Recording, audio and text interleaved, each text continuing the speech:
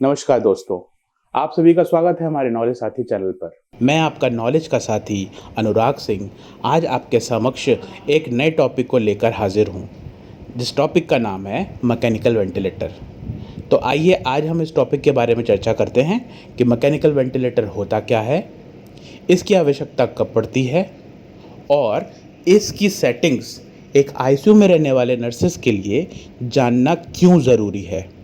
दोस्तों, mechanical ventilator एक biomedical electronical device है जो वेंटिलेशन मेंटेन करने के लिए इस्तेमाल किया जाता है उन गंभीर रोग वाले पेशेंट्स के लिए जो आईसीयू में एडमिटेड होते हैं और जो रेस्पिरेशन लेने में असमर्थ होते हैं या जिनका लंग्स प्रॉपर तरीके से रेस्पिरेशन नहीं कर पाता है। ऐसी कंडीशन में हमें उन पेशेंट्स को मैकेनिकल वेंटिलेटर पे डालना पड़ता है और ये ऑक्सीजन लेवल को मेंटेन करने के लिए लंबे समय तक कारगर होता है।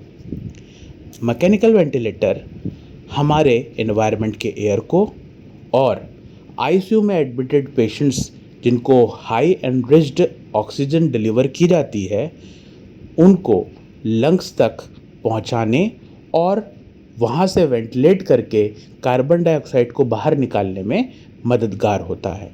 आइए दोस्तों, अब हम बात करेंगे मैकेनिकल वेंटिलेटर के टाइप्स के बारे में। मैकेनिकल वेंटिलेटर में सबसे पहला टाइप जो होता है वो है प्रेशर साइकिल वेंटिलेटर।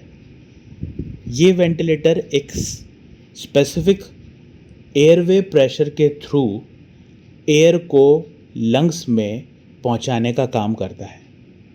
ये जनरली एक शॉर्ट पीरियड के लिए इस्तेमाल किए जाने वाला वेंटिलेटर है जो कि पोस्ट एनेस्थीसिया केयर यूनिट में ज़्यादातर इस्तेमाल किया जाता है।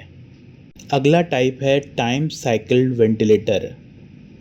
ये वेंटिलेटर एयर को लंग्स में एक स्पेसिफिक टाइम इंटरवल के अंतर्गत पहुंचाता है और ये जनरली पीडियाट्रिक और नियोनेटल क्लाइंट्स वाले पेशेंट्स के लिए इस्तेमाल किए जाने वाला वेंटिलेटर है।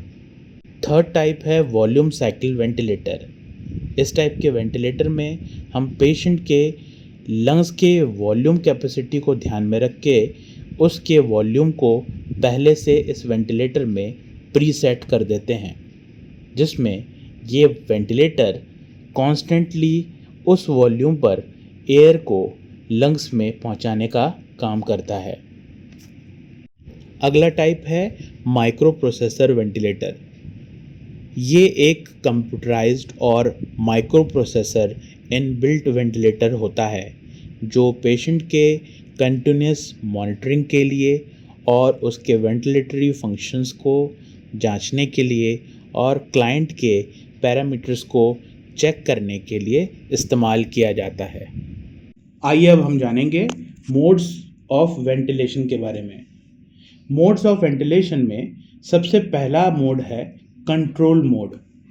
कंट्रोल मोड में हम वेंटिलेटर के टाइडल वॉल्यूम को सेट करते हैं एक पर्टिकुलर रेट पे, ताकि क्लाइंट को उस सेट किए हुए टाइडल वॉल्यूम पे और उस रेट के हिसाब से रेस्पिरेशन वो क्लाइंट ले सके। दूसरी चीज़ जो कंट्रोल मोड में सबसे इम्पॉर्टेंट है, जब पेशेंट इनिशिएट नहीं कर पाता रेस्पिरेटरी एफर्ट में, तब हम इस कंट्रोल वेंटिलेटर मोड को सेट करते हैं। यानी ऐसे पेशेंट जो न्यूरोलॉजिकल कंडीशन वाले पेशेंट हैं जो खुद से इनिशिएट नहीं कर पाते रेस्पिरेटरी एफर्ट को, वो हम कंट्रोल मोड में सेट करते हैं ताकि उनको रेस्पिरेशन कंट्रोल मोड में प्रॉपर तरीके से मिल सके।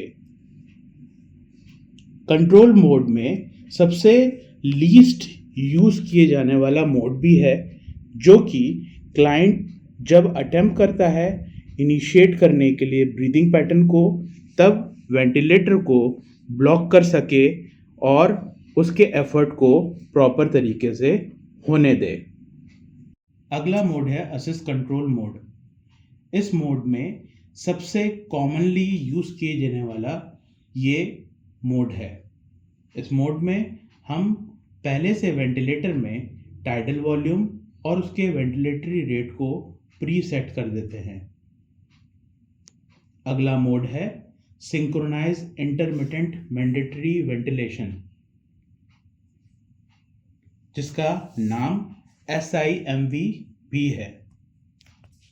ये सिमिलर है असिस्ट कंट्रोल वेंटिलेशन के मोड के बराबर, जिसमें हम पहले से टाइडल वॉल्यूम और वेंटिलेटरी रेट को प्री सेट करते हैं वेंटिलेटर पर। SMV में हम क्लाइंट को अलाउ करते हैं कि वो स्पॉन्टेनियसली ब्रीथ लेने की प्रक्रिया शुरू कर सके और उसका जो टाइडल वॉल्यूम और वेंटिलेटर ब्रीथ है वो अपना जो प्री सेट किया गया है वहाँ तक रीच कर सके, ताकि हम वीनिंग की प्रक्रिया शुरू कर सकें। आइए दोस्तों, अब हम जानेंगे कॉम्प्लिकेशन ऑफ वेंटिलेटर के बारे में। पहला कॉम्प्लिकेशन है हाइपोटेंशन। हाइपोटेंशन जनरली कॉज होता है पॉजिटिव प्रेशर एप्लीकेशन के दौरान। ये इंक्रीज करता है इंट्राथोरेसिक प्रेशर को, जिसकी वजह से ब्लड इनहिबिट करता है हार्ट में जाने से। दूसरा कॉम्प्लिकेशन है रेस्पिरेटरी कॉम्प्लिकेशन, जैसे कि न्यूमोथोरैक्स और सबक्यूटेनियस एम्फाइसेमा, जो रिजल्ट देता है पॉजिटिव प्रेशर की वजह से। तीसरा कॉम्प्लिकेशन है गैस्ट्रोइंटेस्टाइनल अल्टरेशन, जो स्ट्रेस अल्सर शो करता है। अगला कॉम्प्लिकेशंस है माल न्यूट्रिशन, जिसमें न्यूट्रिशन प्रॉपर तरीके से पेशेंट को नहीं मिल पाता, क्योंकि वो पूरे टाइम में वेंटिलेटर सेटिंग्स पे रहता है। अगला इन्फेक्शन। अगला कॉम्प्लिकेशन है मस्कुलर डीकंडिशनिंग। अगला कॉम्प्लिकेशन है वेंटिलेटर डिपेंडेंसी और इनएबिलिटी टू वीनिंग। अगला कॉम्प्लिकेशन है वेंटिलेटर एसोसिएटेड निमोनिया। आइए दोस्तों, अब हम जानेंगे मैकेनिकल वेंटिलेटर के पर्पस क्या हैं। सबसे पहला पर्पस है मैकेनिकल वेंटिलेटर वेंटिलेशन को मेंटेन करने के लिए इस्तेमाल किया जाता है। दूसरा, ये हमें कितनी डिज़ायर्ड FiO2 की रिक्वायरमेंट है उसको जानने में और उसको मेंटेन करके डिलीवर करने में मैकेनिकल वेंटिलेटर सहायक होता है। अगला पर्पस है ये हमारे लंग की टाइडल वॉल्यूम की डिज़ायर कितनी है उसको मेंटेन करने की क्षमता रखता है। अगला पर्पस है ये हमारे एयरवे के पैटर्न को मेंटेन करता है और ये हमारे लंग्स को सपोर्ट करता है। यानी ऐसे पेशेंट्स जो क्रिटिकल इल पेशेंट्स हैं या फिर जिनकी लंग इंजरी हो चुकी है या कोई ट्रॉमा या एक्सीडेंट हो चुका है, ऐसे कंडीशन में उनके लंग्स काफ़ी रप्चर हो जाते हैं और वो रेस्पिरेशन लेने में असहाय होते हैं। तो ऐसी कंडीशन में मैकेनिकल वेंटिलेटर का इस्तेमाल किया जाता है। ये पेशेंट के डिक्रीज ब्रीदिंग पैटर्न को मेंटेन करने के लिए सबसे ज़्यादा इम्पोर्टेंट होता है। ये पेशेंट के लंग्स के एल्वुलर वेंटिलेशन को इंक्रीज करने के लिए भी सहायक होता है। ये हमारे ABG वैल्यूज़ के नॉर्मल वैल्यूज़ को मेंटेन करने के लिए भी बहुत ही आवश्यक है, क्योंकि अगर हम वेंटिलेशन प्रॉपर तरीके से नहीं लेंगे तो हमारे एसिड और बेस का वैल्यूज़ अप एंड डाउन होने की संभावना होती है। तो ऐसी कंडीशन में अगर हम पेशेंट्स को मैकेनिकल वेंटिलेटर का सपोर्ट देंगे तो उसमें प्रॉपर वेंटिलेशन होगा, जिसकी वजह से ABG की वैल्यूज़ नॉर्मल होंगी। आइए दोस्तों, अब हम जानेंगे कॉजेज ऑफ वेंटिलेटर अलार्म के बारे में। किन किन कारणों में वेंटिलेटर अलार्म देता है। सबसे पहले हाई प्रेशर अलार्म, दूसरा इंक्रीज सिक्रीशन एयर, तीसरा वीजिंग और bronchospasm cause decrease airway size. चौथा, एंडोट्रैकियल ट्यूब इज डिस्प्लेस्ड। पांचवा, the ventilator tube is obstructed because of water. छठवां, क्लाइंट कफ और गैग्स और bite on the oral endotracheal tube. सातवां, client is anxious और फ्लाइट द वेंटिलेटर। आठवां, low pressure alarm. नौवां, डिस्कनेक्शन और लीक इन द वेंटिलेटर और इन द क्लाइंट्स एयरवे कफ। आइए दोस्तों, अब हम बात करेंगे क्लिनिकल पैरामीटर के बारे में। आईसीयू में रहने वाले नर्सेस के लिए इन क्लिनिकल पैरामीटर के बारे में जानना बेहद आवश्यक है। सबसे पहला पैरामीटर आता जो है वो है रेस्पिरेशन रेट। अगर किसी पेशेंट का रेस्पिरेशन रेट मोर देन 35 पर मिनट है तो ऐसी कंडीशन में पेशेंट को मैकेनिकल वेंटिलेटर की सपोर्ट की ज़रूरत पड़ सकती है। नेक्स्ट पैरामीटर है टाइडल वॉल्यूम।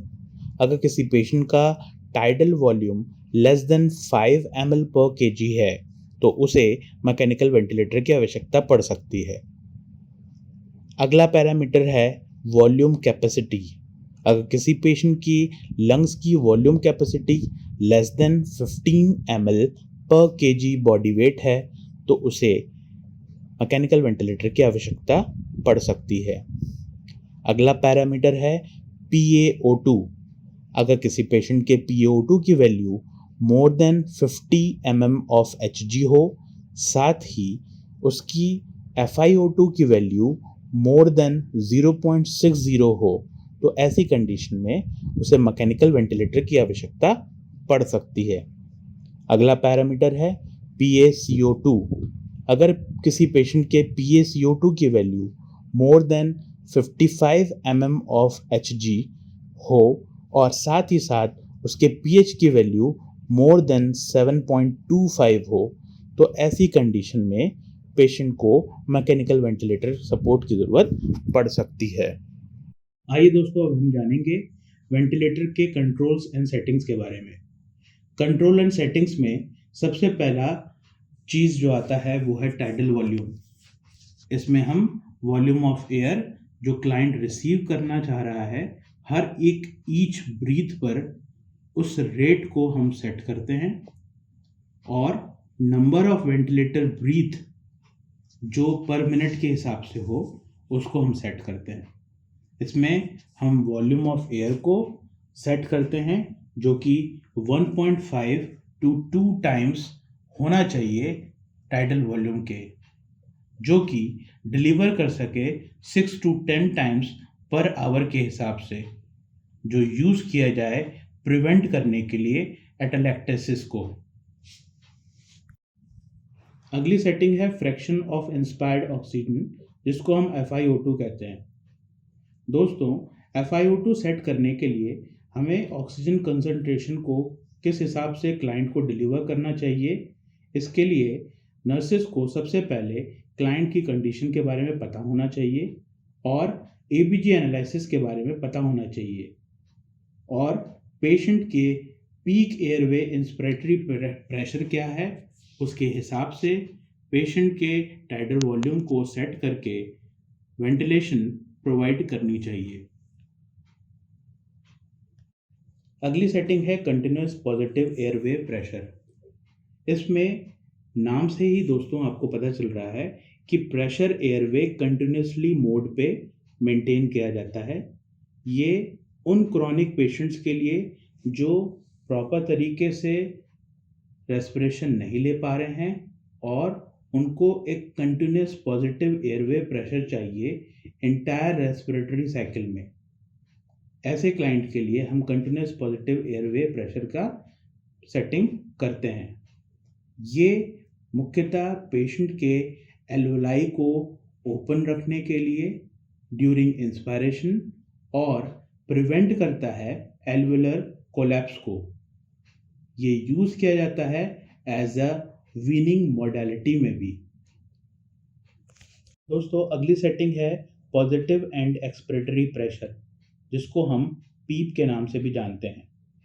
इसमें हम पेशेंट के पॉजिटिव प्रेशर को हम मेंटेन करते हैं और सेट करते हैं उसके एक्सपायरेटरी फेज़ के लिए, ताकि पेशेंट का जो एक्सपायरेटरी फेज़ है उसमें उसका वेंटिलेशन प्रॉपर हो सके और ऑक्सीजनेशन और एक्सचेंजेज ऑफ गैसेस का आदान प्रदान लंग्स में प्रॉपर तरीके से हो सके, और ऐसे में हम पेशेंट के प्रिवेंट कर सकें एटेलेक्टेसिस के लिए। अगली सेटिंग है प्रेशर सपोर्ट। इसमें हम पॉजिटिव प्रेशर को सेट करते हैं, जिसमें पेशेंट इंस्पायरेशन के दौरान उसके ब्रीदिंग पैटर्न का वर्कलोड कम कर सकें, और ये मुख्यतः पीप के कॉम्बिनेशन के साथ इस्तेमाल किए जाने वाला सेटिंग है। इसमें पेशेंट के वीनिंग मेथड को भी हम चेक करते हैं। अगर पेशेंट वीनिंग प्रोसेस में कंटिन्यू आगे बढ़ता है और पेशेंट इंस्पायरेशन ग्रेजुअली उसकी डिक्रीज हो रही है, या फिर पेशेंट खुद से प्रेशर लगा रहा है, ऐसी कंडीशन में हम वीनिंग प्रोसेस को कंटिन्यू करते हैं। दोस्तों, अगर आपको हमारा ये वीडियो पसंद आया तो इसको ज़्यादा से ज़्यादा लाइक करें, अपने दोस्तों में शेयर करें, और ऐसे ही इन्फॉर्मेटिव वीडियो के साथ बने रहने के लिए हमारे चैनल के सब्सक्राइब बेल आइकन को दबाना ना भूलें। धन्यवाद।